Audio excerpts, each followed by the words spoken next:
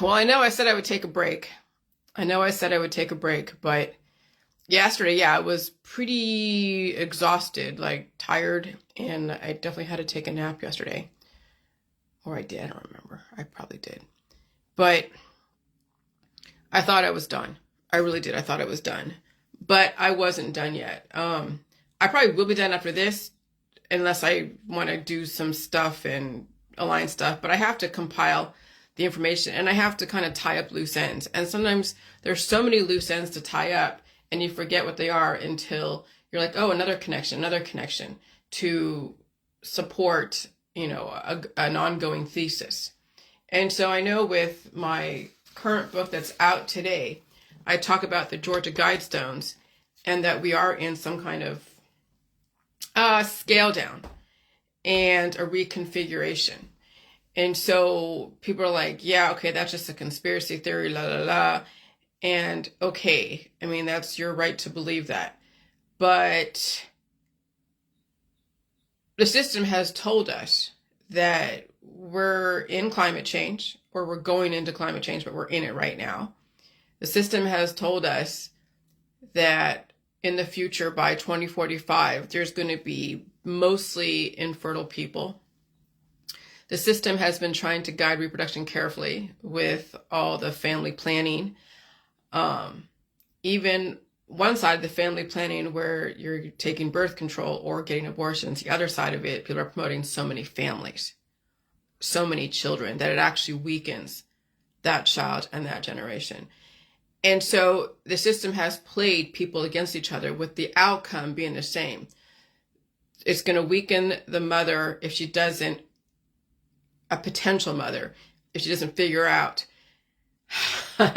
what she wants when she's getting abortions or, what have you. And then on the other side of it, and taking birth control and all that, on the other side of it, having so many children will weaken the mother in this insane environment. And so, yeah, the system has played both sides of the fence because they know what weakens humans. And so I figured out that, yeah, we already knew everything's in threes. 311, what is it? What is the Father, the God, and the Holy Spirit? Everything's in threes as far as even part of the whole sacred numerology. And so everything is biblical. Everything is within generations. America was planned. Oh God, America was planned. Absolutely it was. We are the last greatest experiment, obviously. Okay? And so that's why I've been focusing on sexuality, focusing on, why now I realize that being raised Jewish was a gift because I could see the bigger picture. Hey, TJ, I could see the bigger picture because I was given that training at a very young age, the history, even with all the children's stories around Judaism, the history of it. And I can prove it to you. I showed you the proof, okay, on my wall. And I had to map out everything from like 10,000 years ago, then going up to like 5,000 or 6,000 years ago, and then going into the Middle Ages, all the religions, studying everything, and then looking at the generations that are alive today and then what they're projecting in the future. And I know the past, and I know what they're projecting in the future, and then you can predict future events. You can predict what goes on now. You can predict where people are going to end up, where genetic lines are going to end up. Because now you see what happened in the past, you're seeing what's going on in the present, and you're also being given clues or even being told to you what's going to happen in the future. People are like, oh, I reject that. That's not going to happen. And okay, fine. And if you want to be surprised and traumatized when shit happens, that's on you. Okay? And so anyway, so I really had to pick apart almost everyone's argument out there. I had to look at the evolution of the Jilly Juice world. And it's the new world of where when you finally release all those demons of, well, let's say Lilith, because that was my focus on yesterday was Lilith. And I thought maybe I just wrapped everything up because that was what was cursed.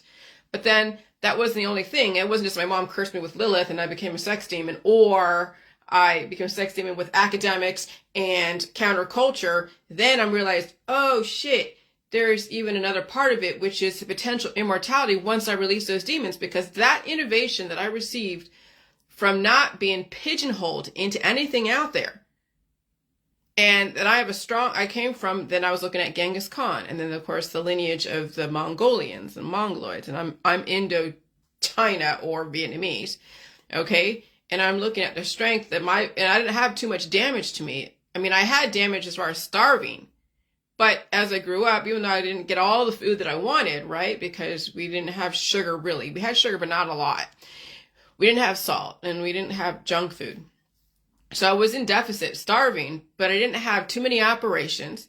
Okay. I wasn't on too much drug therapy, prescription drug therapy. They didn't drug me for being, a little bit counterculture or a lot counterculture as a child, because there was a lot of heavy programming going on that had to realize itself later on. So putting drugs in my body at a young age would fuck up the programming. And so I get what was going on. So I had my ancestors' ability to handle change, or the warrior. Okay, Genghis Khan, man. And you hear about him, but not too much. Okay, so I'm tapping into the ancestors. Now, how much of Genghis Khan? Well, when you release those demons of all of the programming, and even of some generations of things that we're able to get in from my past ancestors, and you go back to even maybe before Genghis Khan, hell, I don't know, but he could be really influential. But then also the programming of today, or the last 50 years of my life, has then caused me to be able to innovate and strategize survival, and also be able to look at the past, present, and future and merge them all together and figure out what the future holds by understanding all that. And when you give space to that, which means you release all that fucked up programming that happened in between the beginning and the end, whatever that beginning is, and there's no really ending, but you know what I mean, like to this point, then you make the connections easier. Okay, and so then I'm bringing all that together, and I'm looking at the Georgia Guidestones. I'm looking at the 3-generation rule. Okay, and it seems to be, there's only like 3 generations. When you think about it, I mean, yeah, there's 6 generations, but it's really like the first. So there's 6 generations, and there's like a prior 3 generations that are overlapping each other, and then the next 3 generations.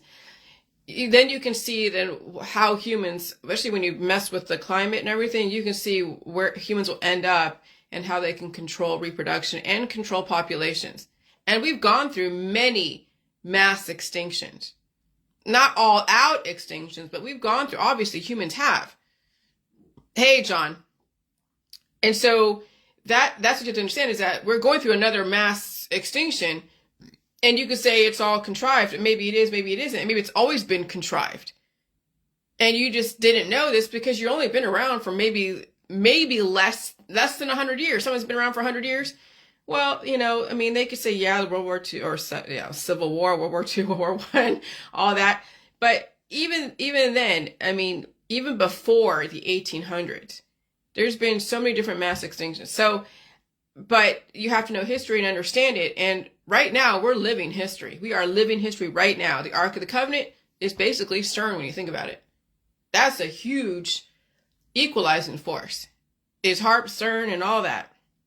Okay, and nuclear reactors and all that, that's been around for fucking eons.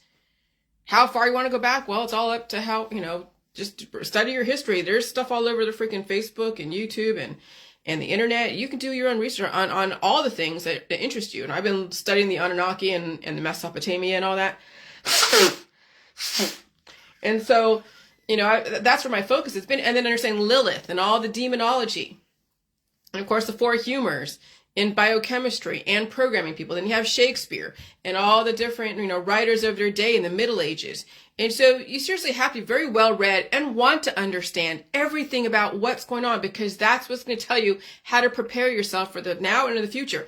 And I'm telling you, when I figured out why it is they wanted to control reproduction and the whole abortion, plus then the whole, promoting so much family, having 19 children. Well, they're trying to now cut down the population. And they figured out that 3 generations, the first generation, that's all relative, okay, is going to be the strongest. Second will be somewhat strong. Third, and that also happens in businesses or even in the country of America. You know, the first generation that came to America, they're working hard. Okay, you know, Ellis Island. Second generation inherits what their parents have built. You know, like the dynasty of the Kennedys. Joe Kennedy built stuff. You know, JFK maintained it. And then now, what happened to the Kennedys now? They're basically gone. They're gone. That right there is proof that it's a 3-generation rule. Okay? And so you have to figure out, okay, you know, you don't want to be so strong, because what does that really mean? You want to be able to be tolerant and adaptable and can change. And, you know, being an Olympian and having big muscles and can throw cars in a single bound or some shit doesn't mean that you're going to survive being strong. You got to be adaptable. That's what I figured out, because I'll tell you, if I hadn't done the conditioning the last 7 years, as far as eating food and figuring stuff out and releasing demons, what I have in my book, and facing the pain and not treating disease, not treating any of my disease, I will say the last couple days, that pain of what it feels like is arthritis, but it was really my immune system, my lymph nodes, was pushing all of that excessive growth, that fertility. Fertility is going to be deadly. In a slower frequency environment, fertility is just then people having babies left and right and they're surviving and doing whatever they do. But in a high frequency environment, high frequency environment, fertility is what is going to kick your ass. And I'll say people are dealing with clots, heart attacks, and strokes. I even read in the Diet Sunday groups, because you know what they're blaming stuff on, but that's fine. They're saying that people are getting operations. There's a clot in their leg, and that clot was basically like a plastic bubble almost. Traveled all the way up their leg into their stomach and now causing more issues. And doctors are baffled. They don't know how the hell. Yes, in this environment with the extreme fluctuations from hot to cold, where there isn't a slow transition, growth happens that fast. And people cannot get ahead of the extreme fertility, which then leads to cancer disease, chronic illness, autoimmune disorders, and even pregnancy. But people don't even survive having a child sometimes, or their kid ends up stillborn, or then they're basically infertile. Okay? And so your strength is in numbers of weaknesses you already have and want to develop, and you must be able to convert the strength and numbers in your body to work for you, not against you. See, when people are like, well, fertility then is strength in numbers, not necessarily, because how is that strength in the numbers of weaknesses programmed? Okay, so you can so everything is still relative. Nothing is ever black and white, because how do you characterize the strength and the weakness? How are they programmed? Are they working for you or against you? And I'm going to tell you, believe it or not, family works against you. All family works against each other. No matter how much you say, well, no, because you're still competing for resources. You may be trying to train your kid, you know, to be the best possible, but they're still an individual. They still have come into this world with predisposed issues and their own ways of doing stuff and their rebellion. And then, you know, the sex demons.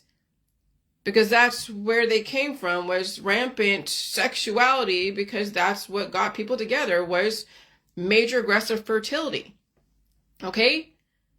And so now you got to realize that if Cain, the firstborn, can kill his brother Abel,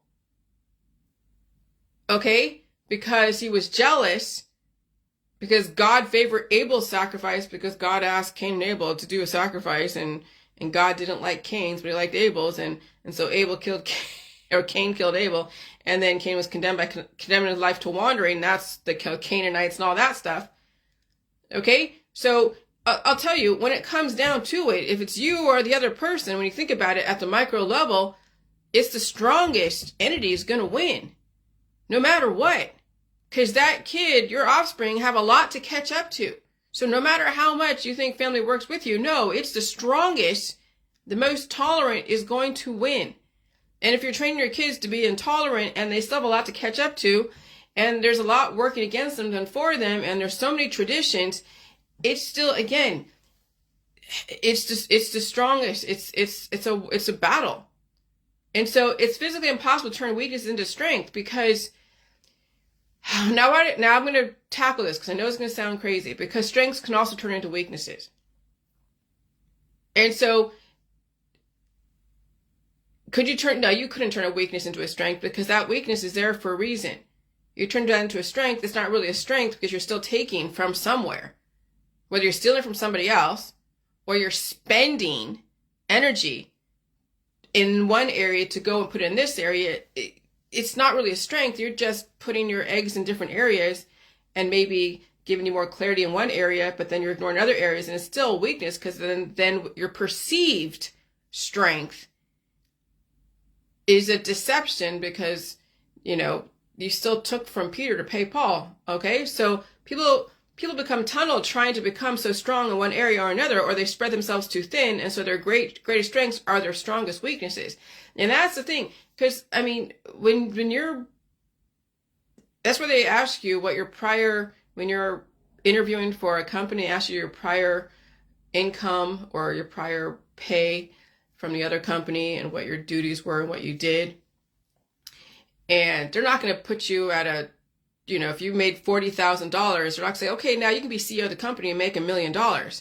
No, they want to see a progression, that you were a track record of taking on skills, getting paid for them, negotiating your pay to earn that $1 million. You don't just get, $1 million just right off the fucking top, right? You have to earn your way up. Okay. And you're not turning that weakness into strength. You're just gaining more skills that make you more marketable. Does it make you stronger? Not necessarily. Because now you have to steal from Peter, not steal from Peter, but you know what I mean. It's like you're now shifting your attention to something different. And then somebody says that you should get paid more for shifting your attention to over here. It doesn't make you still any stronger. You're just shifting your focus. Okay. And so my husband is stronger than I. He can lift things that I can't lift. It's physically impossible to turn my weakness into a strength that could compete with him, because then I would shorten my life to compete with him.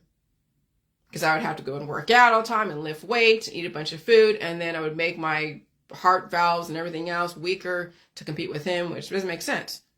And so why even characterize anything in your body as a weakness? Is it appropriate to compete to the point where you have to point out the weaknesses in yourself and others?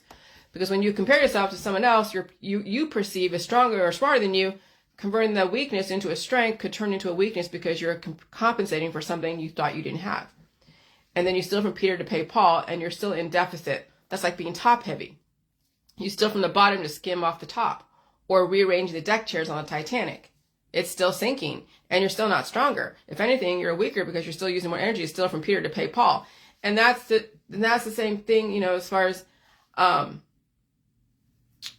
when you're having children. You think having a bunch of children makes you stronger. No, you just took so much from yourself, and you have to maintain those kids. So that takes from you.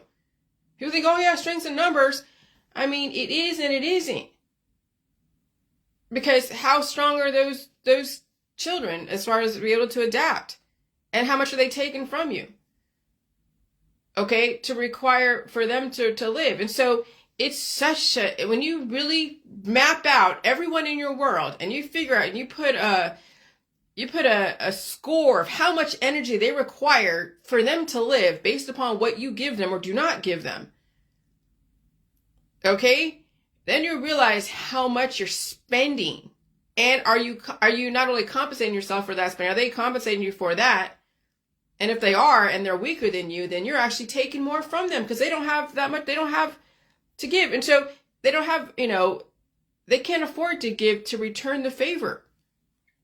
And so that's why these kids take so much from the parents, because the parents just keep giving and giving, the kids keep taking and taking, and then you see the shift of power. Okay? How do you get a kid and a parent to be relatively equal? Well, the kid's going to have to be so self-sufficient and grow up relatively independent and not require so much parental attention and they're smart and they're adaptable, and the parent still can maintain and still take on, innovation and evolution, all that stuff.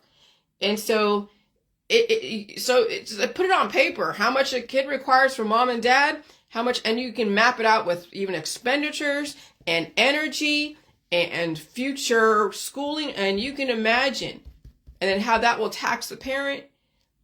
And you see that yes, that having children, having a family is not necessarily making you stronger. If anything, it's making the parents weaker because of all the expectations around it. And so then I revert to the capacity for pain is a strength, not a weakness. The capacity for pain is a conditioning process that you're not competing with somebody else.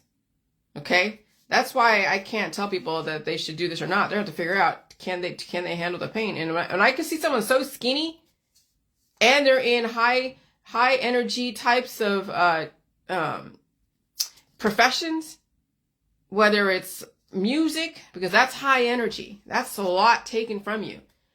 Or hard labor, or always traveling, always traveling. Yeah, that's, that's taking a lot from you. And so, that will make you weaker. And so the capacity for pain is a conditioning process that you're not competing with somebody else, and you're not competing with who you used to be. Oh, you're competing with who you used to be to who you want to be. And it's developing an extremely strong foundation to work from, but you're not converting a weakness into a strength. Because then what you're going to do is you're going to shift your focus and ignore this area so you can put focus in this area. And that's kind of what happens when they're working and they're making money. Okay? If they want to make so much money, they have to work so hard. So where does that energy come from? Their body working so hard to make that money, but that money can't turn into things that were spent, so they're buying items that take more from them. It's when you take the time off, then you're not making as much money, right? And taking time off so you can recoup the resources, then you're not making much money, and then I'm telling you, people will spend themselves out of existence and they're not balancing out the energy given, energy taken, and then they're getting deceived that because they're making this much money, then they're buying all these baubles that obviously cause more maintenance and more time, and they have friends and family that cause more maintenance, more time. And then you see they don't understand the value of energy and money. And it's a very deceptive financial agreement when you think that when being rich comes from social capital and collecting wealth and baubles. That's the golems of our society, I'm sorry to say. And that's why people have a short life, because they think that there's value in so much family and they think there's value in so much money, when in actuality it's stealing your body, mind, and spirit. Okay? And so, but you're not converting a weakness into strength. You are reinforcing your weaknesses so you're strong enough for what you set your mind to do. So you can still shift when you need to, shift focus, but you're not compromising anything to do that, because you balance it. You don't want to be so strong in this area. Again, you don't want to be so strong because then everything else will be compromised. And so that's the balance of understanding why it's good to be, jack of all trades, master of none, or else you become tunneled. People who think they can convert weakness into strength think they can make something out of nothing. That's also physically impossible, to make something out of nothing. You already have it, just reinforce it and build on it, but also don't forget there's other things you have to think about. And so you're not magic, it takes work. People who think they convert weaknesses into strengths are the ones who take drugs. There's a price to pay for that. That's why they don't want drug addicts in companies, because you may be strong one area and then all of a sudden shit goes crazy at a drop of a dime and you become unpredictable. Okay? Or you're not very aware because you're under the influence. And so I said an example is weakness is quantified by 10. 10 to the 10th power means you have multiplied your weaknesses into something strong, right? And then your strength is relative. How do you measure strength unless you're comparing yourself to somebody else? Is that an accurate comparison? What are you really doing? What is your intention? Maybe you're not competing on a level playing field. Maybe you're setting yourself up to fail. I would rather reinforce all my weaknesses to develop another weakness, because strength is in numbers working for me. Okay? And so it used to say that a group of people has more influence over power than one person. Well, yeah. Okay. And so it's like, I'm telling you, it's juggling back and forth and characterizing strengths and weaknesses and what is your intentions. All right. So then you look at now with people with families, and they're like, and they're big families, and they're very traditional, like very traditional. And so when I'm looking, this is what today I made the connection, because what gave this to me, because I was thinking about the Jews, the Gaza. I was just thinking, I'm watching the news about Gaza, and people are having an issue with what's going on with, and some guy in the UN left the UN because he's protesting against what's going on over there in Palestine. And I get it. It's pretty brutal. But so is oncology. So is surgery, okay? The medical surgical system is a brutal system that we've accepted for centuries. And so I was thinking about that. And then I walked into my bed. I walked in here because I'm thinking, like, I was sitting on my bed, and I'm thinking, like, and I don't really want to do a Facebook Live because I'm like, what am I going to talk about? And even then I had to figure some stuff out. But I guess then I started thinking about that, and I think about generations. And so I walked in here to look at the wall, and I'm thinking, like, oh, God, the generation, that's right.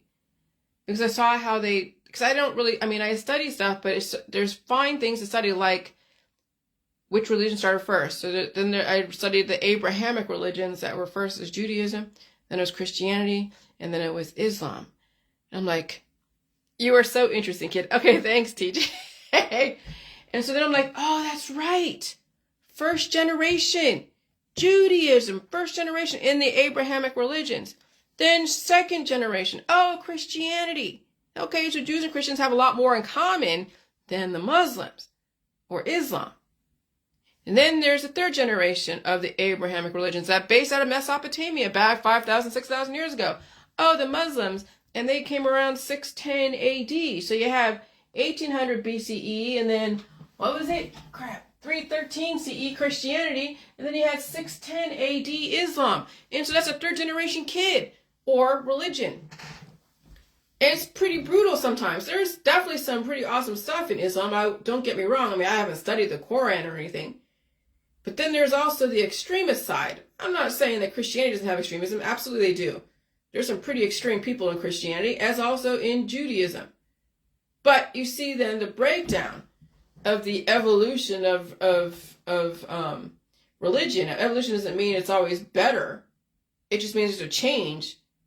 But no matter what, all three of those religions need to evolve into something with this longevity and peaceful.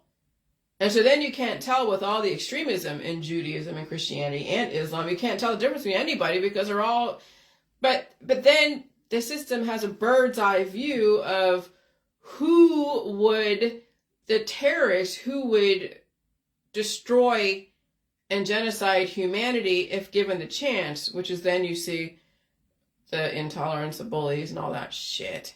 And if you can't be civil to your neighbors, when you have an extremist situation, such as, let's say, Hamas, that has decreed themselves to be the one to take out Israel and all the Jews, well, somebody's got to do something. And then you have that whole net loss equals, if you have a net loss that's exponential, if one person's pattern to net loss an exponential number of people, then that has to be taken out. No different than when you let cancer metastasize and it's taking over. Well, the last 11th hour remedy, the 11th hour protocol is to do surgery, radiation, because the system and people and religions let things get that bad. There is no regulation in that area. Okay? But then Saudi Arabia and Egypt and Jordan, they're relatively tolerant. Okay? But somehow some people in Palestine are not. And I couldn't tell you why. I couldn't tell you why they don't like the Jews. I couldn't tell you why. And you can't even tell anymore. Because remember, when you're walking into the middle of a fight and people are defending themselves, like I was defending myself and I sounded like I was a fucking crazy person, people think I'm the one that's the aggressor. Not really. I'm a little 60,000 person group trying to help people, and I get attacked from people and I'm defending myself, and then all of a sudden you can't tell. You're like, oh, Jillian's killing people. And then you have an article like Wikipedia that says, oh, Jillian's killing someone with fucking salt, when actually the person died with pineapple juice in their hand. And pineapple juice is a known meat tenderizer and a remedy for stopping the coughing mechanism. And so really, do you think they died from salt? Or they died from being all into the medical holistic system until they can't be treated and they're in hospice, and they're drinking pineapple juice, further tenderizing and breaking down their proteins even further. Okay, so when you walk into a middle of a fight and you don't see the beginning, the genesis of the fight, then people are making these assumptions. And look all over Facebook. You people are just screaming and hollering about how, oh my God, Israel's so horrible and America's so horrible. And you walked into a middle of a fucking fight and you have your own trauma and you're taking sides when you really shouldn't be, because you haven't really studied what was going on way in the beginning. Okay, and so that's when I figured out, oh shit, and then I'm bringing in the Georgia Guidestones, and then also them saying that, oh, by 2045, there's going to be infertility, and then also the 1960s, with them promoting such aggressive sexuality to then aid in the depopulation agenda, and then also massive amounts of families. And of course, they could be used for human experiments.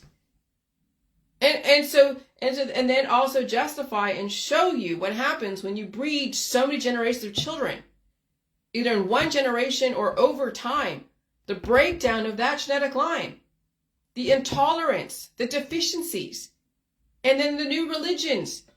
Because you have a new generation of kids who don't understand shit, they make their own religion and they go and rebel against their parent, or they become so extreme because they don't understand.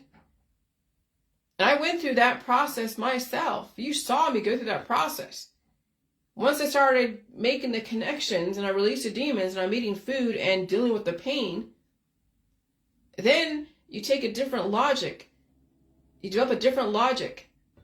And you understand. Because then I'm watching all these different stuff on Netflix, right? Like I was watching Orange is the New Black and other series that they're trying to show you through storytelling. They want people to get along. They want humans to get along. They want the Jews and the Palestinians and the Muslims and the Christians and the Hindus and the Chinese and the Japanese and all the freaking races. They want all of them to get along. But people refuse to. They're intolerant. They're in deficit. How do you convert some? You can't convert people who don't like Jews. You can't convert people who don't like, Muslims or Islam. You can't say, well, now all of a sudden, with all your trauma and all your blaming, now we want you to love each other. That's not going to fucking happen. And when someone is so dead set on destroying you through whatever reasons, well, you got to take out that destroyer. And so then when you see then the system trying to control reproduction and control people, to control their reproduction, control them, and not developing any more freaking intolerant children, well, they can't go into your house and say, okay, no one's having sex anymore. We're going to give you a sterility type of drug. No, what do? They change the fucking climate. And of course, your practices in taking away pain and using remedies causing massive amounts of fertility, well, then it'll be by your own hand. You chose to do, the surgery. You chose to do all those herbal supplements and extracts. You chose to do the cannabis. You chose to have a bunch of children. And so when the frequencies are slower, let's say 50 years ago, well, not so much because they were pretty high back then. So let's say 20 years ago, 30 years ago, the frequencies are a little bit slower. Back in the 80s, okay? I mean, they still have shit happen. El Nino and El Nina. But when the frequency is a little bit slower, you're like, oh, okay, great. I'm going to do my drugs and I have a bunch of kids and I'm going to go have fun and party and this and that. And no one's really going to be dropping too much like flies. And if they do, oh God, say no to drugs. And that was the whole say no to drugs campaign. But as the system kept heating up in the 80s and the 90s and the 2000s, then you're seeing the autism and the cancers and the life expectancy maybe, increased, or you're just, most people you ask, decline. And then, now you're seeing the number one death is cardiac arrest. The number one disease that people die from is heart failure. Well, why is that? Well, because they're doing all they're so fertile. And you're seeing all the religions and energy people developing so much fertility. Cannabis develops so much fertility and breaks the person down exponentially. So there's so much fertility. Then you get the cancers, and you get the clots, the blood clots. Then you get the autism, because now you have rogue colony-forming units eating away at the child's memory. Then you get the dementia, and then you get the Parkinson's. Now you have nerve damage, lupus, fibromyalgia, MS. People are having circulatory issues. I mean, it's the diseases of fertility and offspring are exponential. Okay? And so this is why I'm saying I'm not some left-wing feminist that's like, okay, I'm going to adopt my mother's point of view because I was raised by my mother who invoked Lilith into me. No, it's because now you understand with the whole J world, you're trying to save yourself and release the offspring that could turn into a cancer, disease, chronic illness, and potentially even a baby, and could also cause rampant sexuality.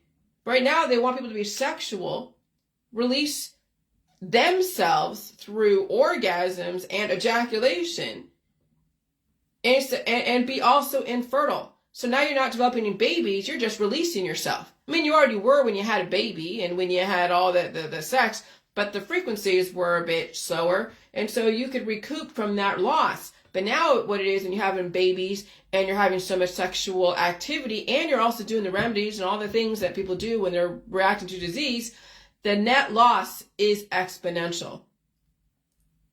The net loss is exponential from how highly aggressive the environment is, and then also people's practices in remedying diseases, people's practices in large families, people's lifestyles, traveling everywhere, which I get, I understand.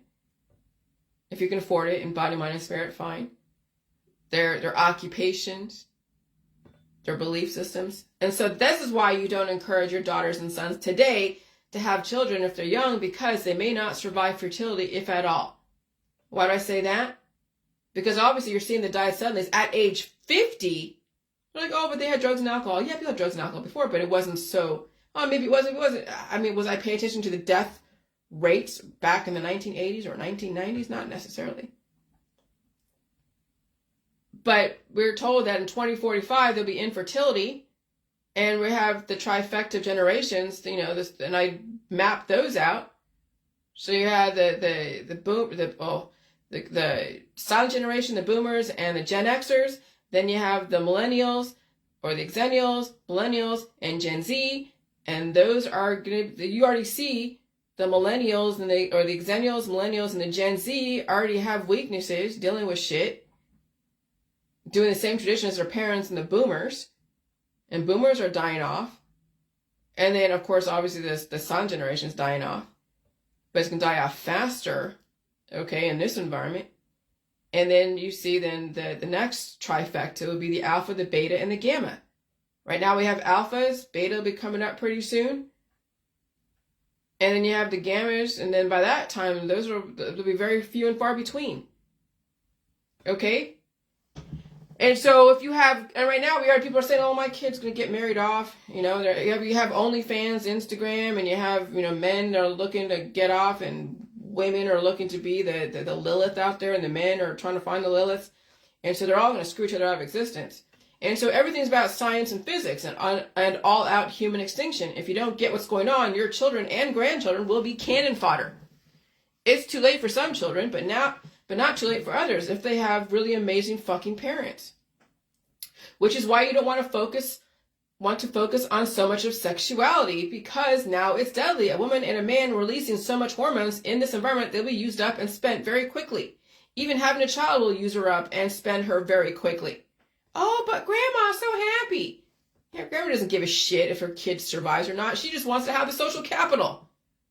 You really think grandma's worried about what's going on? If she plans to die, she doesn't care if her kids pass away or whatever. Grandma is right now very fucking selfish. That's all I gotta say. When grandma's like, oh yeah, I have a child, especially listening to this information, grandma should be like, oh my God, I see the writing on the wall. But grandma doesn't care. Grandma's dying off. And grandma wants as much energy as she can to make her happy on her way out the door. That's why the system is all about self-cannibalization or masturbation, because some people will use up someone else very aggressively. That's why I said masturbation equals self-cannibalization.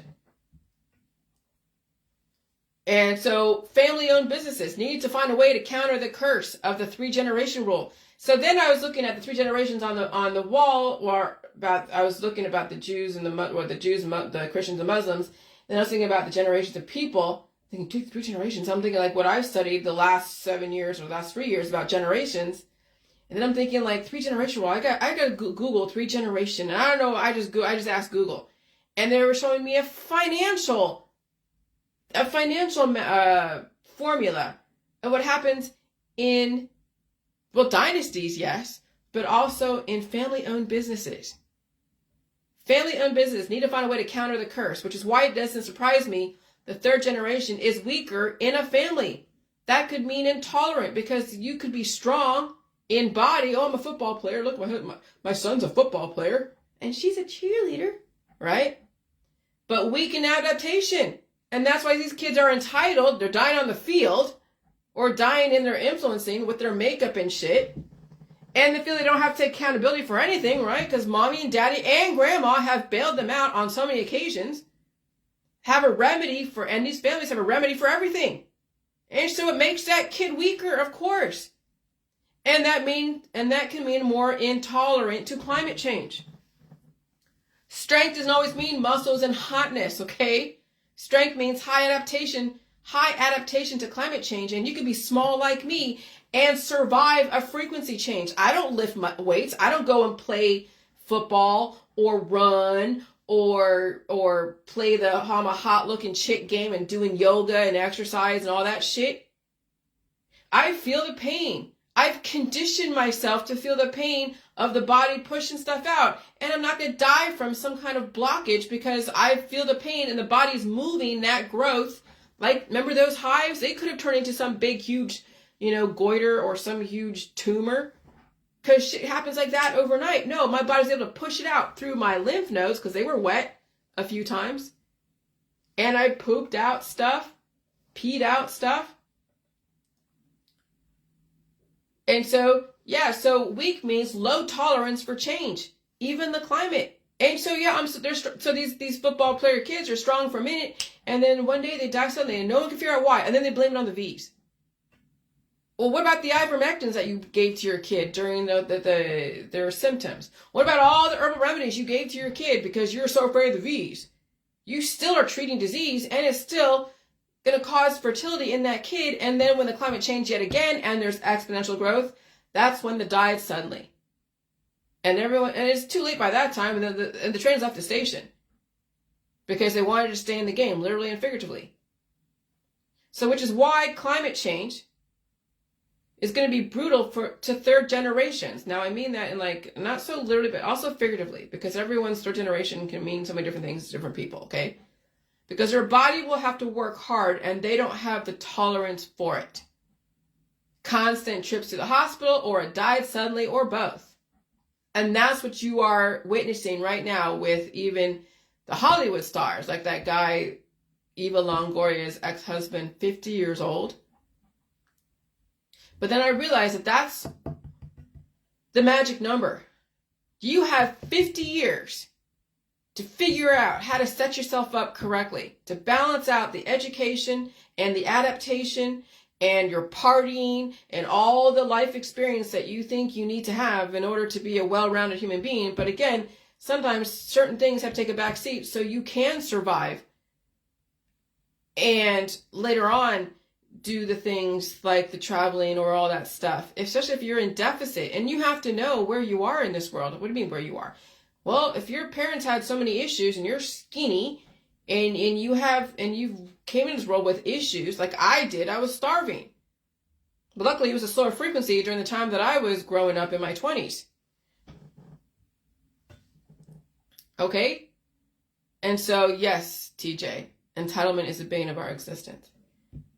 But then where I caught up was when I met my husband, because I was still skinny when I met him.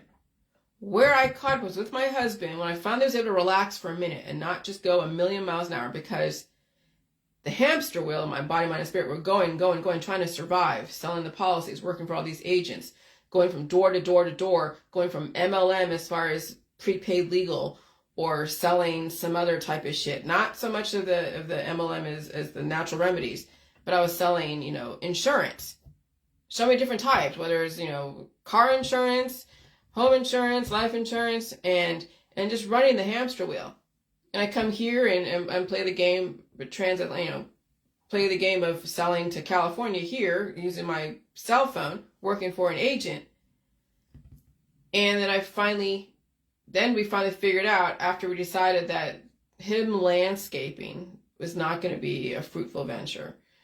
And that's where he came from, was the landscaping world and mechanic world and putting in car stereos and all that. Then we figured out the trucking, and then we gained weight in the truck. And that's how I was able to catch up.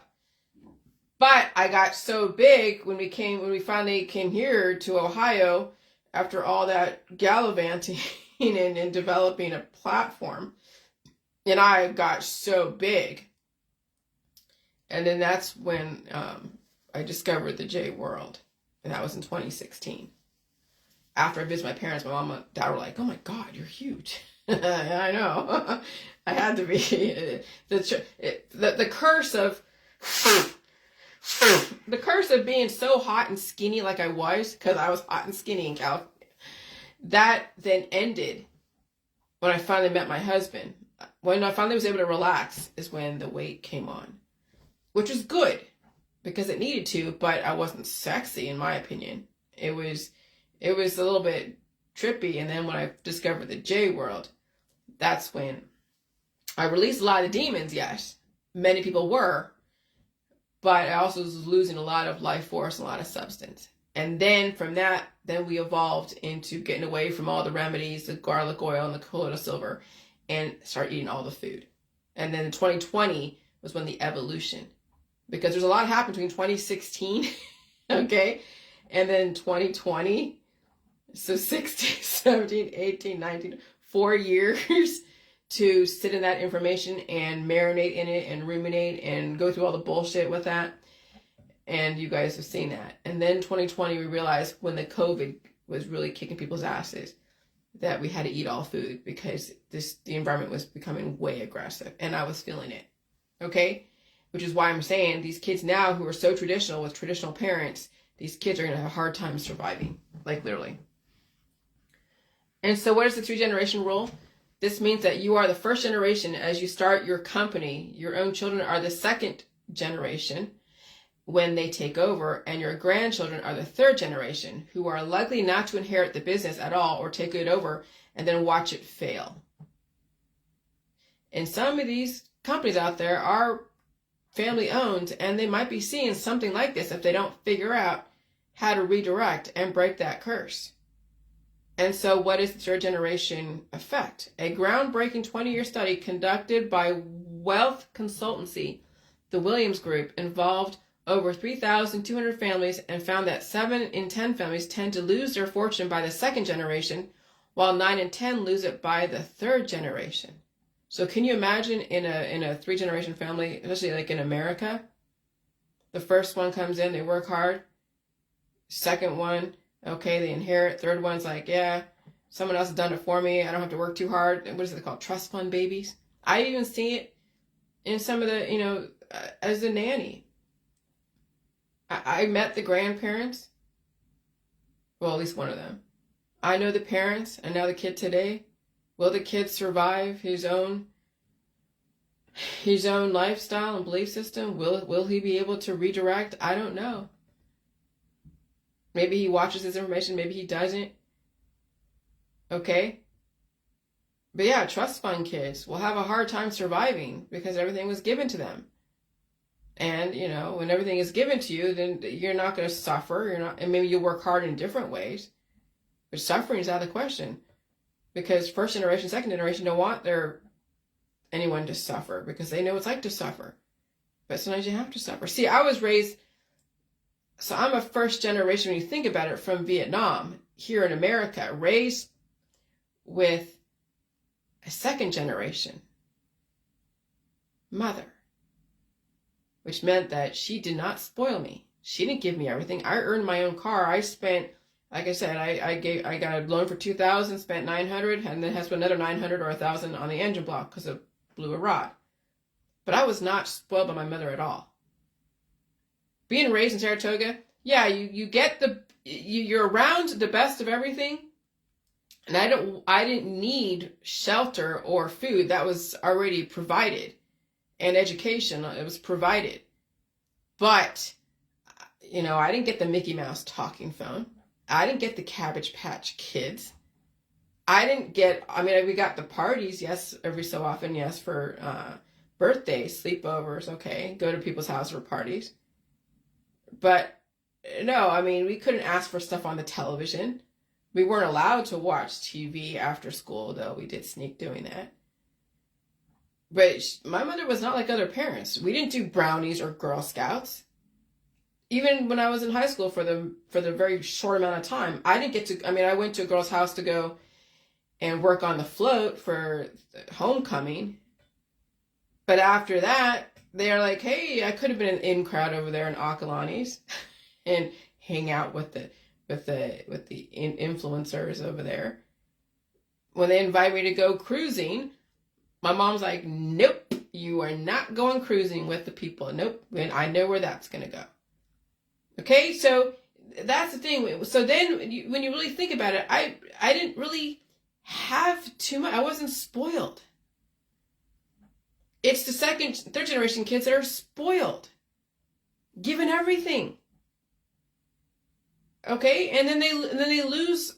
Then they destroy, or they feel entitled, and they don't really have the value of suffering and crawling up from the ground up. Everything is given to them. And then when you're around them, and their parents are dying, and they're used to, and then you're used to struggling and suffering, and you have stuff because you didn't spend it all, and they're like, oh, can we borrow this? Can we borrow that? Yeah, TJ, what you did get in time is to reflect on what's important. Absolutely. Yes. Very true. And then you resent these millennial kids that were given everything. You're like, fuck. I don't want to be around someone that's entitled, that thinks they can just take from me because they feel entitled because their parents, who may not be around anymore, think that you're going to replace their parents. No, I'm not raising anybody. And that's what I figured out. That's why friends, you have to be very careful who you're friends with. Because they could be raised like that, where they feel entitled because they were given stuff that you will feel sorry for them and give them stuff too. They don't become accountable for their choices because parents don't hold them accountable for their fucking choices. I was held accountable for my fucking choices. Believe me, I had to face them all. And it was pretty brutal. Even the last 7 years is brutal. And that's okay, because that's how you learn. Is when you're faced with having to be accountable for what you say, what you do. Okay? Accountability is, and the suffering is the superpower. Believe me, I learned that like you would not believe. And so what is the curse of the third generation? The third generation curse indicates that 90% of wealthy families are likely to lose their money by the third generation, according to AMG National. Fortunately, you can beat the so-called third generation curse through financial education, money management, and hiring the right professional to help. Absolutely. Then I'm looking at the Abrahamic religions, three-generation rule. We are the offspring of the giants. Jews, 1800 BCE, Christians, 313 CE, Muslims, Islam, 610 AD. Israel, the Jews were the first generation. Christianity was the second generation. Muslim, third generation. America was built on three-generation rule, but I posted right here currently the current trifecta of living generations. Silent Boomer generation, Silent Boomer Generation X, Xennial Millennial, Gen Z, Alpha, Beta, Gamma. Now Alpha 2010 to 2024, Beta 2025 to 2039, Gamma 2040 to 2054, and most people will be infertile from too much fertility by 2040 2054. You won't get the luxury to get cancer and manage it. You'll die as soon as the weather changes, or males will be infertile and females will die suddenly from fertility. Because imagine, I'm telling you again, if I didn't have the body to deal with all that pushing, and I had weak blood vessels, or I didn't have an open system, the last few years, I would have died from some kind of blood clot. I'm serious. I would have died from a heart attack or stroke the last few years if I hadn't changed and done something in 2016. I was on my way to that in 2020. That groundwork was laid for me in 2020 if I hadn't done something in 2016 like I did. And so my own fucking protocol saved my ass in this environment. Saved my ass. Because this pain is from the fertility. When I was PMSing or PMDDing, I was in pain from all that fertility as the body's dropping an egg. I was in pain every fucking month. And I would have to go home and crawl under a rock for even a couple days to a week. And when I come out, I'm like, feel like I just crawled out. I feel like I just got over another fucking sickness. It was like getting the flu every single month. That's fertility. When the climate changes, the barometric pressure rises or falls, there is fertility. And that's why the article says that during extreme climate changes, from Scientific American, cardiac arrests happen. Cardiac failure happens. Infertility is not equal to microplastics. No, TJ.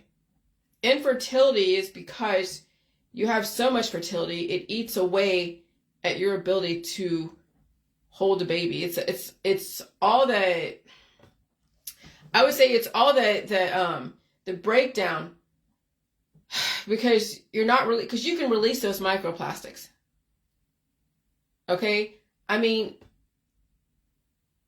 the fact that a person is able to get sick means that they're fertile, but you don't want to die from fertility. What people die from is the fact they cure themselves. In a higher aggressive environment, okay, people cure themselves to death. And so I'm not dropping an egg, but if I got into an accident right now, if there was such an aggressive change and I had an accident, potentially I could drop an egg, but it would take something extraordinary. I held so much diversity in my body. That's what made me so fertile, is I had so much diversity in my body that the body was pushing that out the last 3 years. I still had so much diversity in my body even before 2019, and so I was still getting my period every so often. And I was feeling the pains, and you heard me talk about it. And then 2020 happened, and that's when the COVID was really pushing out. And during that time, I was dropping eggs as those diverse colony-forming units of stuff was leaving the body, and I was dropping eggs. And then my dog was going through her bullshit, and I was exposed to all her microbes, and even during that time, I had a big old hump, and then hives, and then I had a period even that time, and then I had a slight period, I think in August, September. I've had a period since. And it was a very small period. Okay?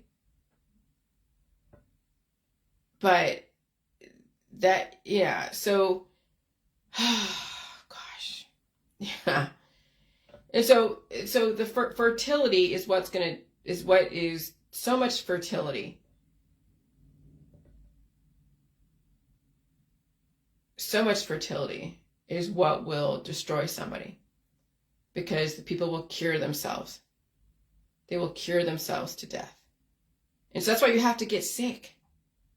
Sickness, think about it, yes. Sickness is the pathway to not only giving birth to yourself, but in a very extreme circumstance, give birth to a baby if it is absolutely necessary. And there would have to be, again, like an accident or a diagnosable condition. Remember, people, I knew someone that had trouble developing a baby. There's a couple that one had some issues and the other one had some issues. And then that one got diagnosed with diabetes. As soon as he was diagnosed with diabetes, he became fertile. And then there's that child. And so a major disease from then the activation of the immune system from so many different factors will cause fertility. And even if you're intending to have a baby, then you're going to have sex and all that stuff. But it was the PMS that kept me alive, because then I would eat so much during that time when I was PMSing at home under a rock. I was eating pounds and pounds of spaghetti and bloated and constipated and all that. Just miserable. Just miserable. Okay? And so every single time I feel the weather change, every single time, I feel the pain of then you saw the hives. That is growth. But then my immune system didn't allow it to become so numerous that it would cause me to drop an egg and to go and want to have sex. My immune system was strong enough to push out what could potentially turn into actual sexual reproduction. Okay? So sickness will keep you alive. Curing your sickness over time in a slower frequency, you get fertility, but in a high frequency, you'll cure yourself to death. That's all the diet suddenlies out there. Because the mothers and the fathers and the children are curing themselves literally to death. And that's where the infertility will come from in the future. Okay? And so that's how the system is going to guide reproduction carefully.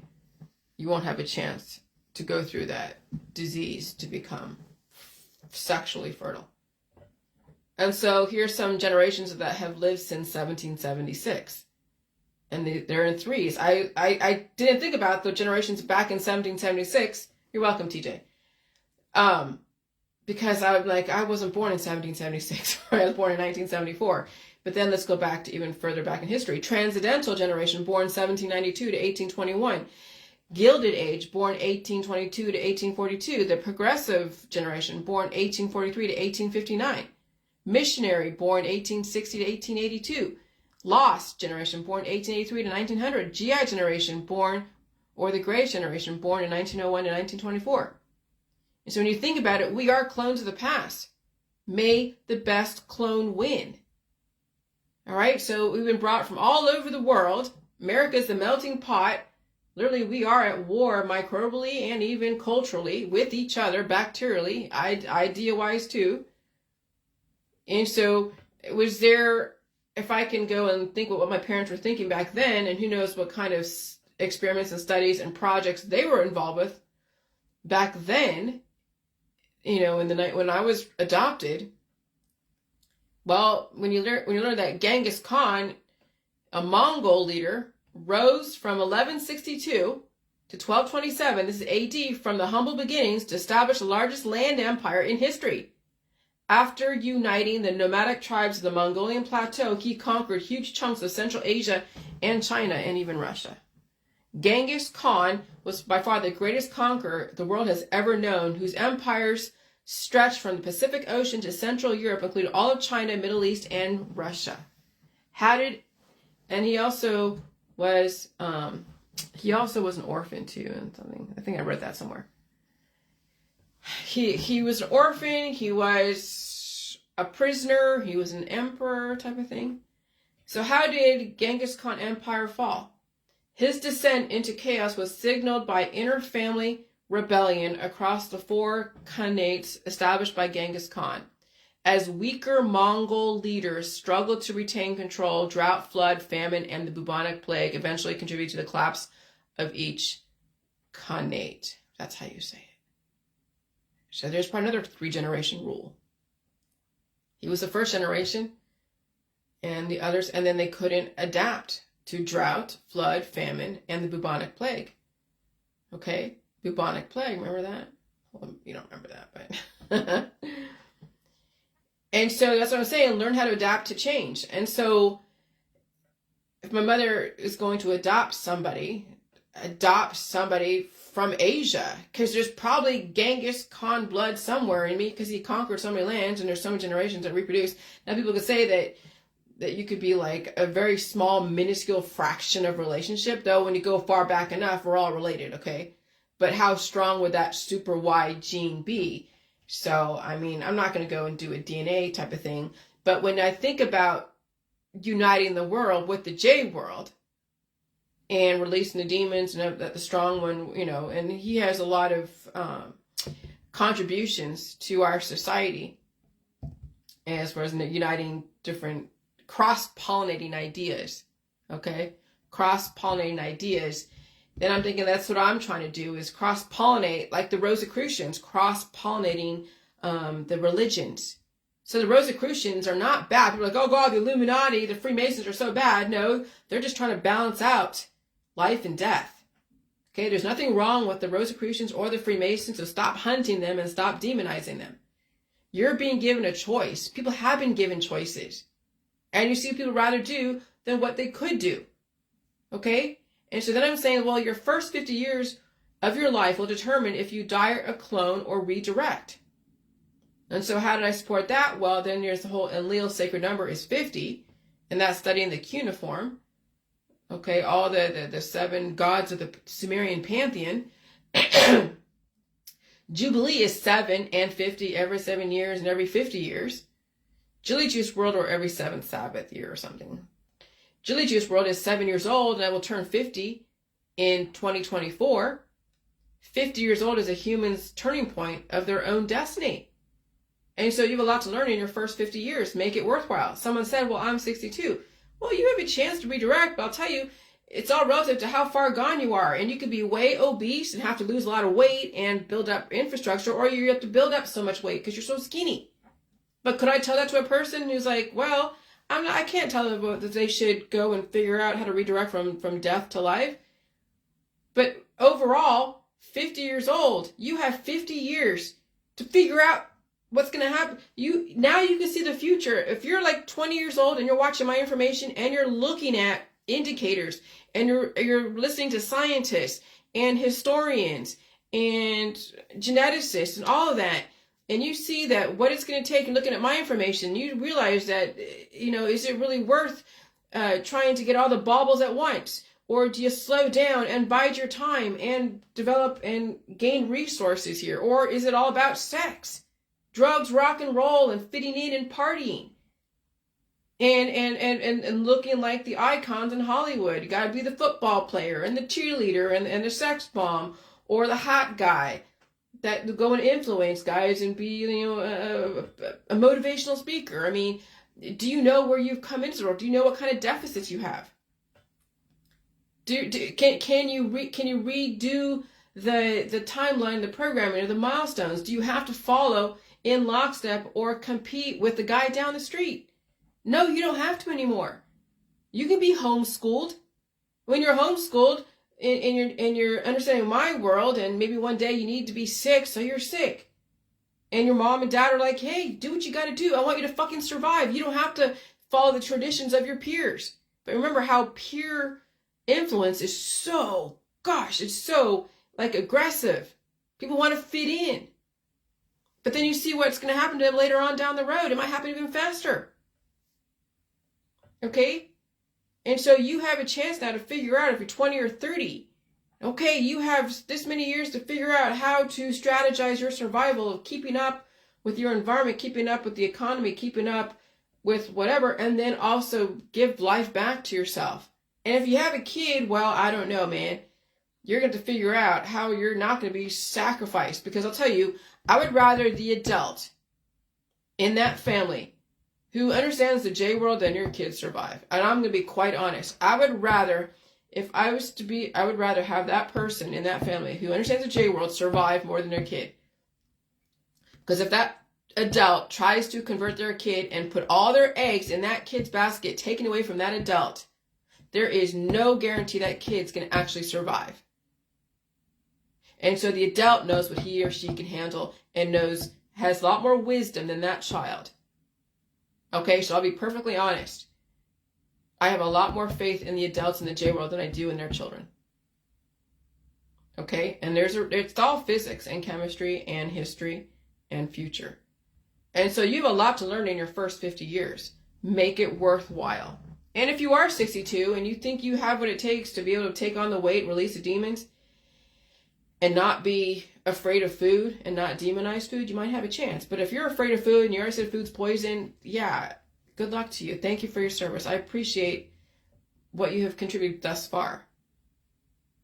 But indefinite life takes somebody to evolve and to even question their current belief systems, even if they gained them the last 3 years. And so, yeah, one must condition to handle extreme dips and rises, not so much exercise. Gradually not treating disease. Cardiologists forecast greater heart attack risk as winter and summer temperatures become more extreme. Oh, yeah. Again, this last weekend, if I hadn't had the strong immune system, then I could have died from an aneurysm, a stroke, or a blood clot. Same thing. Or had huge growth. And so that's what I'm saying. You have to condition yourself for these climate changes because they're only going to get worse. I'll tell you, I was in pain this last weekend. I was in so much fucking pain. It was insane. Again, it was like doing a marathon and my whole body was involved. Okay? And that means that the environment activated my immune system, caused the growth, and then also caused my hormone or my immune system to then run. And when your immune system is running and it hasn't really been conditioned to run that fast, it's painful.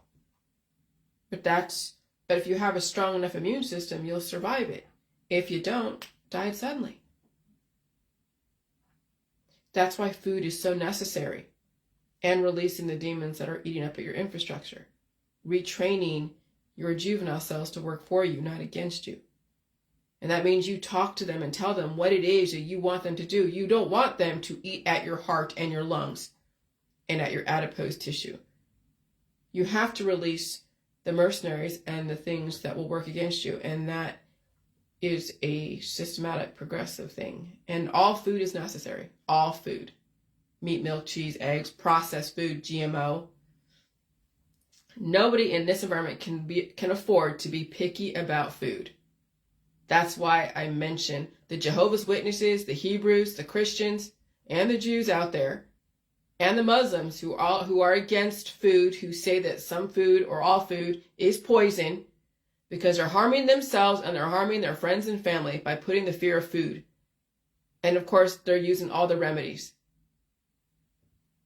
Developing more Liliths in their community. Aggressive fertility will destroy the Jehovah's Witnesses, the Hebrews, the Jews, the Muslims, the energy healing people. Aggressive fertility in this environment will destroy you. At which then you have to question, should you be chasing after as much sex as you are men who have an issue? Maybe you need to hold on to your life force. Because that could be your downfall, is the fact that you're highly aggressively sexual. All right, that's all I'm going to say. Am I done? I'm not going to say. Probably for a while, because now after this, I've pretty much figured out that it's the 3-generation rule. It's the 3-generation rule. 3rd generation, 3rd time's a charm. Literally. Bye.